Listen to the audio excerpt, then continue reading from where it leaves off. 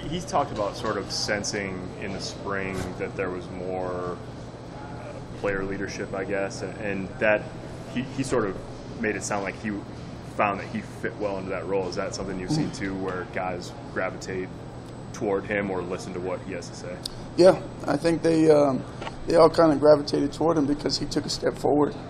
You know, I think leaders they take a step forward and they lead the charge, and they're not holding anything back. And that's the thing about him is he's emptied the tank every time in practice, and you know I think that's what really stood out to everybody when they saw him come to work. He's coming to work. He's not holding anything back. He doesn't have a governor, you know, saying I'm only going to do 80% today. And he's just been full throttle every single day, every single practice, and hasn't stopped yet. So if he continues to do that, sky's going to be the limit for him. What did it mean to give that Blackshirt to Damontre the other day, and what went into that decision, I guess, on who got him? Yeah, well, nobody gives it, they earn it, and he earned it. You know, I think out of all the people, just like what you said about Damien, being a surprise pick as a captain, I think a lot of people are the same way when DeAndre's name was picked, but he earned that, rightfully so. And just like Damien, those two guys push each other. And DeAndre's the same guy. He showed up every day in practice. He's healthy. You know, he's a guy that empties the tank in practice too. So, you know, I'm happy for him, and we're going to need his experience, and we're going to need his leadership too.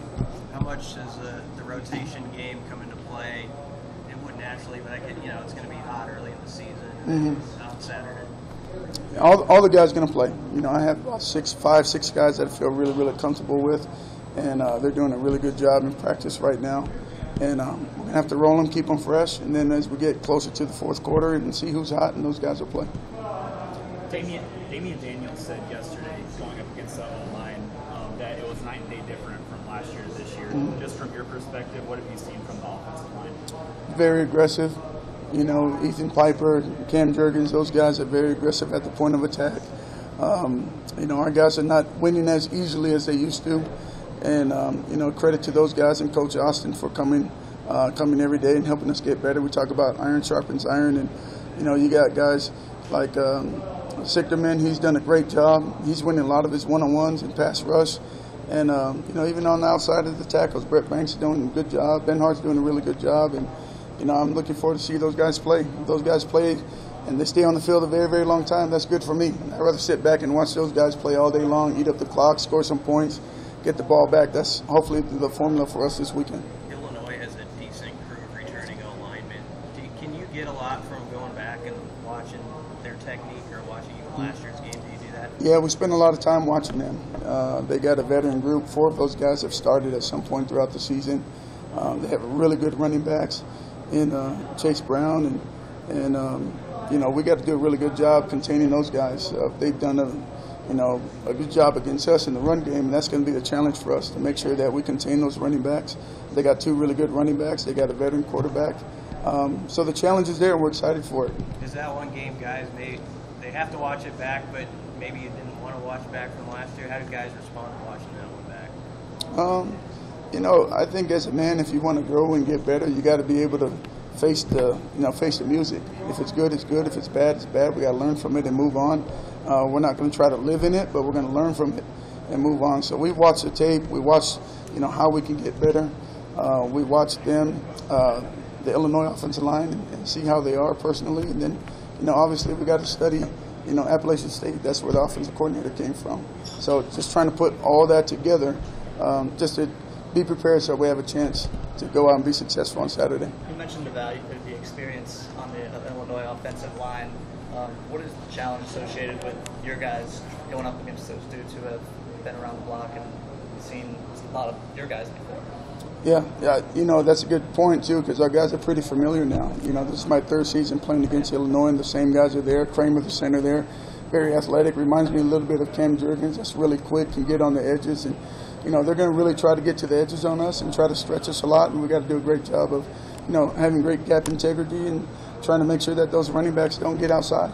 And when they try to run inside, we got to do a great job of making sure that they don't get a lot of yards inside. So we got a great challenge up in front of us because they got a really experienced O-line and they're really good. When you watch them on tape, what stands out about technique, scheme? What do they do well? They really put a lot of stress on the defensive line up front. They do a good job in their stretch game. They're getting guys running sideways. That allows the running backs to do a really good job of sticking their foot in the ground and finding seams and getting vertical. So we got to do a really good job of not allowing our guys to run sideways. Try to keep those guys within the box and, try to keep the game contained. So that's the big plan and goal for us up front. What's it like for you? You put in all this work for a whole off season, and these last few days before the opener. What's it like as a coach? I'm excited. I'm excited to see these guys go out and perform and play. We're going to finally have a normal season, and it's going to be awesome to be able to see fans in the stands. And I'm just excited to see our guys. They put in a lot of work from winter conditioning to spring ball to summer training, and I'm just excited to see them put it all together. What kind of excitement, that you talk of, what kind of excitement do you get the sense your players, your older guys especially, have to get back out there? And it's obviously been a long time since they've been able to do this, especially in a normal setting. Mm-hmm. Just to go out and compete against another team. Typically after 19 practices, you're tired of beating up your own brother, and going back and forth. So you want to see somebody new, somebody fresh, and I'm just excited to see our guys grow and see where they're at. And this is going to be a great measuring stick for us to see how much growth we have. Obviously, in one game, you're going to grow from game to game, but it's just going to be good to see where we're at right now up front with the guys that we have. Is there anything about this camp with this defense, because there are so many older guys, that makes it so that you feel like maybe they're even more anxious, more ready for what they're going to see Saturday than in a usual August? Yeah, I think just having our guys, a core nucleus of defenders back, I think that's something that's special. Having guys like Deontay back, and having Markel back, and having JoJo and Ben Stilley back, along with the other guys that we've had. And my room had a lot of young guys that played for me last year, and now those guys had 1 year under their belt, and they're more like seasoned veterans to me. And feel really good about where they're at and how they've grown so far. Casey Rogers, Ty Robinson, really his first game playing, but now those guys are coming in as second-year vets. So I'm really excited to see those guys. So I feel like we've closed the gap and feel like our depth from 1 to 6 is pretty good. So I'm excited to see what they're going to do. Casey didn't hit a black shirt, but how do you expect him to respond, and just what you've seen out of him? Yeah, I told everybody it's not really what you wear, it's what you have inside. I think you can be a black shirt in a lot of different ways, just in how you prepare for meetings, how you prepare for practice, how you practice and perform, and he's one of those guys that we can depend on. And I believe he'll be able to earn his here shortly. Ty Robinson's a guy that's been singled out by Chenander and maybe Ben Stilley last week as a guy who learned a lot from last season and has really cleaned up some mistakes. Where have you seen him grow in that? I think it was Chenander was talking about gap integrity. Where have you seen him grow in that area?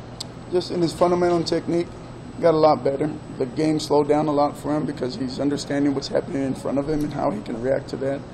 I think he's got better in the run game with his hands, being able to get off blocks. That was a big thing for Ty from last year to this year, just really finishing plays. He was in a position to make a lot of plays last year, but he didn't necessarily finish those plays, whether it was a block release move or missing a tackle.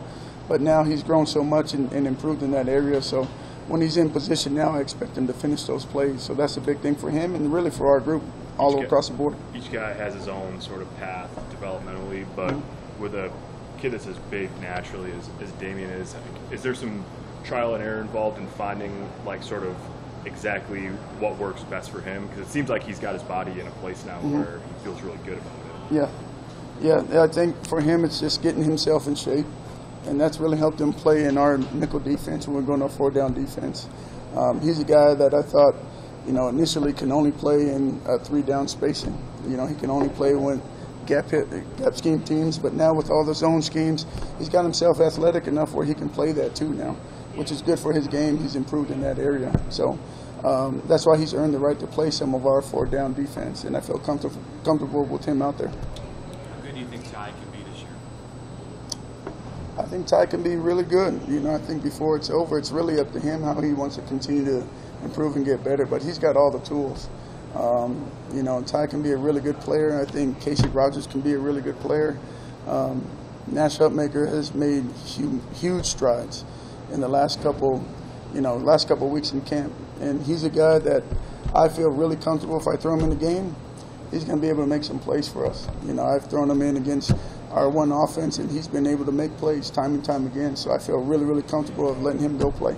And he's one of those guys that are going to be traveling with us, and he's a guy that I'm going to depend on, too. If I throw him in the game, he'll be ready to go for us. So I'm really excited about the young guys and how they're developing. They can add to our roster. Luke was talking about the difference between, you know, you guys can try to simulate a live game simulation as much as you can, but there really is no substitution for the real thing. What is that dichotomy in the trenches? What's the difference between going up against your guys in practice and then what's going to happen on Saturday? Well, that's the big question, right? It's you try to put them in game-like situations in practice as much as possible. You know, where they're playing fast. I always try to get my guys tired the first half of practice. I try to get those guys as tired as they can, so that when we go into scout team periods and team periods at the back half, they got to trust their fundamental technique. The game is going to be played uncomfortable and tired, and you got to be able to focus and be detailed. So I try to put them in as much game-like situation as possible. And, you know, hopefully at the end of the day, they fall into their training at the end of the day, and that's all you can really do. Where they go out there, they don't panic in what's happening in front of them. We try to practice and teach them situations that's going to happen in the game in practice. So for them, they should just play like it's in practice. Nothing should really change. None of the runs that they're going to do is things that we haven't seen before. Coach Frost and our offense, they give us so many different things to prepare for. These guys have already taken thousands of reps of that. It's just a matter of, can I win my one-on-one? Can I beat the guy in front of me with great fundamental technique? So that's what they got to fall back to at the end of the day. That helps too, especially in a first game scenario, new staff. I mean, there'll be a wrinkle probably every week, but especially in a situation like this, like you sort of take that expect the unexpected mentality. Yeah, especially like you said, they have a new offensive coordinator, a new offensive line coach coming from Wyoming, and they're going to mesh all their ideas together. So we have an idea of what they're going to do, but we won't know until early on in the first quarter if they're going to stick with what we think they're going to do based off of our study and our game plan. But at the end of the day, it's got to be a rules ball. And up front, that's how I teach my guys. Everything is based off of the rules. If they do this, you do that. And all their drills are based off of that. So this game is about recognition, reaction. As long as they're doing a great job and keen on what's in front of them and reacting to what happens, they're going to be okay. If they go out of that, I tell them you don't have Geico insurance anymore. You're on your own. You better go make the play. So if you do what I say, then you have insurance. If you don't, you got no insurance. So that's a little joke that we play with our guys in there anyway. So. All right, appreciate you guys.